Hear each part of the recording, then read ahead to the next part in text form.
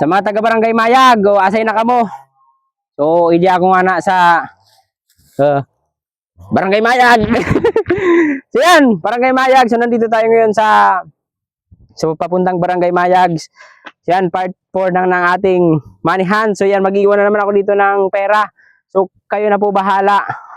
So syempre, di ko na kayo pahirapan. So dito ko na lang siya ilalagay. Ayan o. Dito. Sa kupsit. Bahala na kayo nito. Maghanap dito. Yan o. Oh. Nakatali lang yan dyan. So yan. Barangay Mayag. So sa mga taga Barangay Bangyawon, baka madaan po kayo dito. Dito lang to papasok sa may Barangay Mayag. Ipakita mo yung daanan. So yan po, ito po yung open cut. Yan.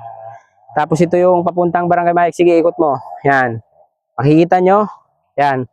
Nandito tayo.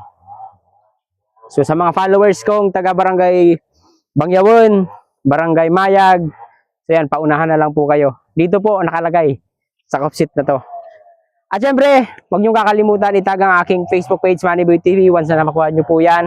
At huwag niyong kakalimutan mag-share at mag-like sa aking Facebook page, Mannyboy TV. At huwag niyong kakalimutan guys, i-follow ang aking Facebook page. So yan lamang video natin guys. To God be the glory. Peace.